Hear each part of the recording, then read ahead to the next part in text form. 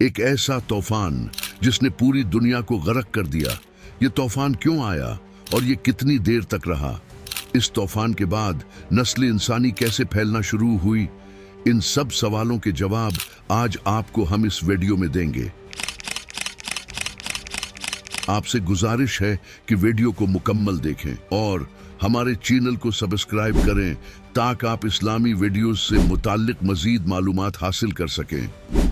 दोस्तों, आज के इस वीडियो में हम बात करेंगे हजरत नूह अलैहिस्सलाम के बारे में। हजरत नूह अलैहिस्सलाम अल्लाह ताला के उन 5 उलुल आज़म रसूलों में शामिल हैं जिनका जिक्र कुरान मजीद में कई मकामात पर आया है। आज की इस वीडियो में हम हजरत नूह अलैहिस्सलाम के उस मशहूर वाक़े के बारे में बात करेंगे जो कि कश्ती नूह या तूफान नूह के नाम से मशहूर है। हजरत आदम अलैहिस्सलाम के 1000 साल बाद तक लोग तौहीद पर कायम रहे, लेकिन उसके बाद आहिस्ता आहिस्ता इन लोगों में बुत प्रस्ती शुरू हुई।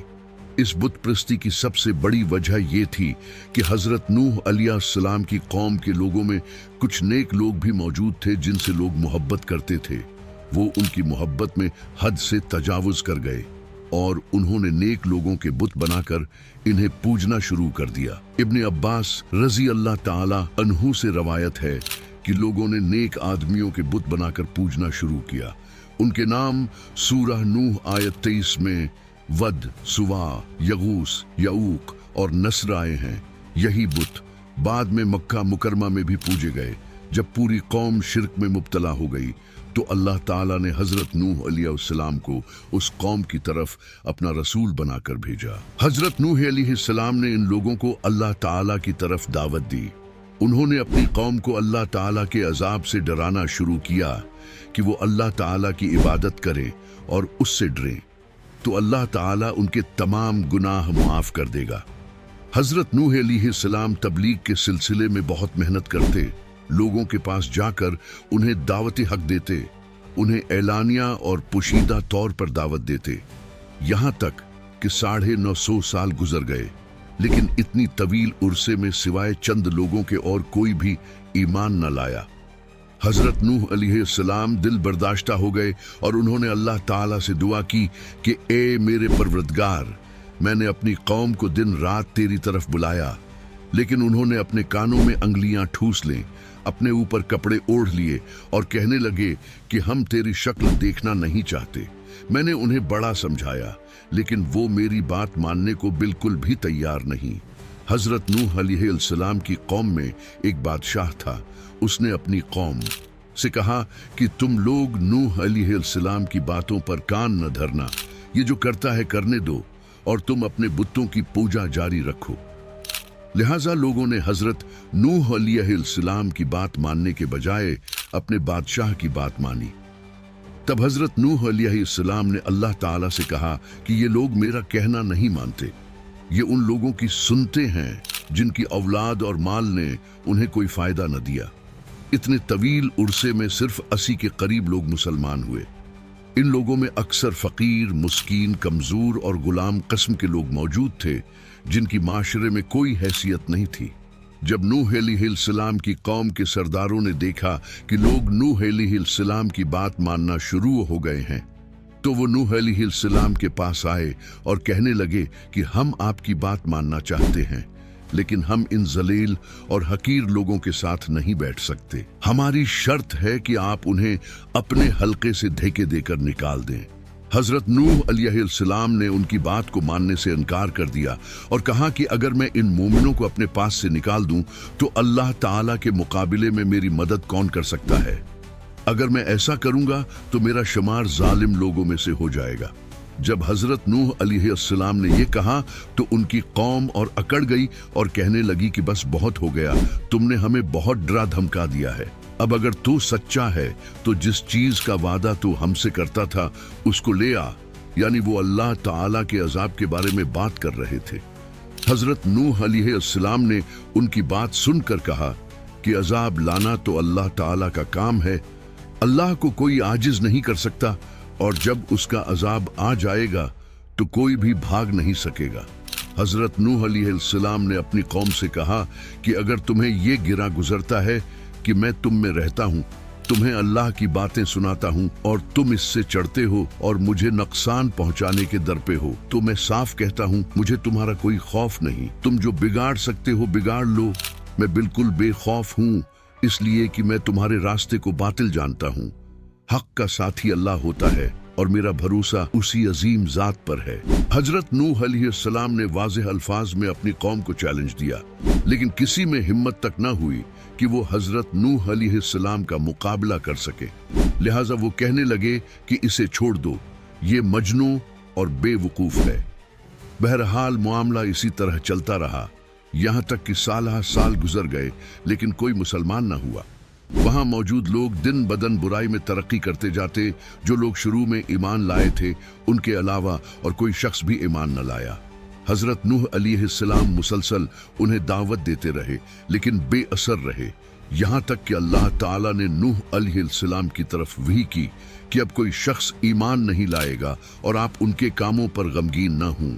मतलब ये था कि आप गम न करें, अल्लाह ताला का हुक्म पूरा होने वाला है।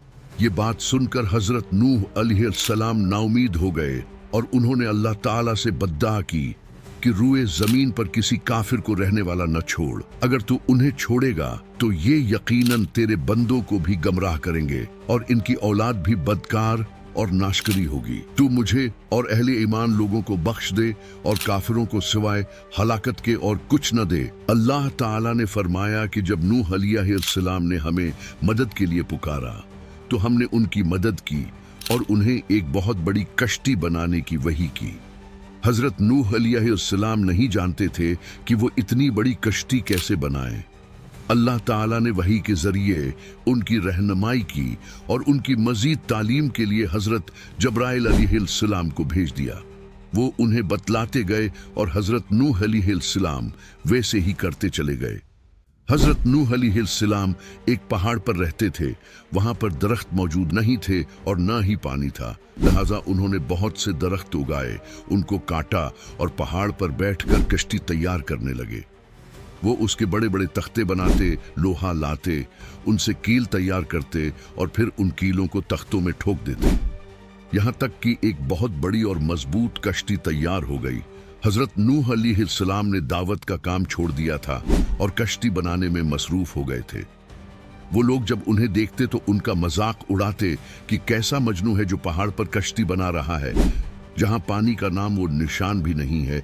उस कश्ती की लंबाई 300 गज, ऊंचाई 30 गज और चौड़ाई 50 गज बताई जाती है। ये कश्ती आम कश्तियों की तरह ऊपर से खुली हुई नहीं थी, बल्कि जिस तरह उसको नीचे से बंद किया गया था उसी तरह आसमान से भी बंद किया गया था, ताकि ऊपर से जो बारिश बरसे वो उसे नुकसान न दे, और जिस तरह नीचे वाले गरक होने से महफूज रहें, बिल्कुल उसी तरह ऊपर वाले भी महफूज रहें। गोया वो एक गेंद की तरह थी। उस कश्ती में अलग अलग 3 दर्जे बनाए गए थे। हर दर्जे में एक दरवाजा था और ये 3 दरवाजे इस तरह थे कि हर दरवाजे के ऊपर एक और दरवाजा था। कश्ती का ये हुलिया हजरत इब्ने अब्बास रज़ियल्लाहु ताला अन्हु बयान फरमाते हैं, अल्लाह ताला ने उस कश्ती को बतौर इबरत और निशानी के बाकी रखा है। इस सदी में उलमा के एक गरवा ने उस कश्ती को तुर्की के एक पहाड़ पर पा लिया है। अब वो 2 टुकड़ों में तकसीम हो चुकी है। इसके बाद तूफान आया। अल्लाह ताला ने हजरत नूह अलैहिस्सलाम को उसकी अलामत ये बताई कि नूह अलैहिस्सलाम के घर एक तनूर था। अल्लाह ने फरमाया, जब ये तनूर जोश मारने लगे और उससे पानी उबलने लगे तो समझ लेना कि अल्लाह का वादा आ गया। अल्लाह ताला ने हजरत नूह अलैहिस्सलाम से फरमा दिया कि वो मोमिनों को, अपने अहल ओयाल को और जमीन पर बसने वाले तमाम जानवरों का एक एक जोड़ा इस कश्ती में सवार कर ले। हजरत नूह अलैहिस्सलाम ने बिल्कुल वैसा ही किया और रवायात में आता है कि कश्ती पर सवार होने वालों की तादाद तकरीबन 80 थी। बाज मुफस्सिरीन के नजदीक तनूर एक चश्मा है जो जमीन से निकलता है, लेकिन कुछ मुफस्सिरीन के मुताबिक इस तनूर से मुराद वो तनूर है जिसमें आग जलाकर रोटियां पकाई जाती हैं। यह तनूर नूह अलैहिस्सलाम के घर में मौजूद था और इसी को अल्लाह ताला ने तूफान के आने की अलामत बताया। अल्लाह ताला ने आसमान के दरवाजों को बारिश से खोल दिया और जमीन के चश्मों को जारी कर दिया। आसमान से नाजिल होने वाला और जमीन से निकलने वाला पानी कितना था, उसका अंदाजा अल्लाह ही को है। इस पानी ने जमीन पर रहने वाले तमाम इंसान, चौपाए, हैवानात, गरज हर चीज को गर्क कर दिया। यहाँ तक कि पानी बुलंद पहाड़ों से भी ऊंचा हो गया और इतने बुलंद पानी पर ये कश्ती नूह अलैहिस्सलाम और उनके साथियों को अपने दामन में समीटे अल्लाह के हुक्म से और उसकी हिफाजत में पहाड़ की तरह रवां दवां थी। वरना इतने तूफानी पानी में कश्ती की हैसियत ही क्या थी। कश्ती में नूह अलैहिस्सलाम के बेटे के अलावा तमाम घर वाले सवार थे। उनके बेटे का नाम कनान था और वो एक तरफ खड़ा था। हजरत नूह अलैहिस्सलाम ने उसे पुकारा कि ए मेरे बेटे, उस कश्ती में सवार हो जाओ और काफिरों में शामिल ना हो। लेकिन उस बदबख्त ने कहा, मैं अभी किसी पहाड़ की चोटी पर पुनाह ले लूंगा जो मुझे इस पानी से बचाएगी। हजरत नूह अलैहिस्सलाम ने उससे कहा, आज अल्लाह के हुक्म से कोई बचाने वाला नहीं मगर वही जिस पर अल्लाह ताला रहम करे। बाप और बेटे के दरमियान ये गुफ्तगू जारी थी कि एक तूफानी मौज ने उसे अपनी जद में ले लिया और उसे गर्क कर दिया। हजरत नूह अलैहिस्सलाम से अल्लाह ताला ने वादा किया था कि वो उनके घर वालों को नजात अता फरमाएगा। लेकिन जब हजरत नूह अलैहिस्सलाम का बेटा गर्क हुआ तो उन्होंने अल्लाह ताला से पूछा कि अल्लाह ताला ने उनके बेटे को नजात क्यों न दी।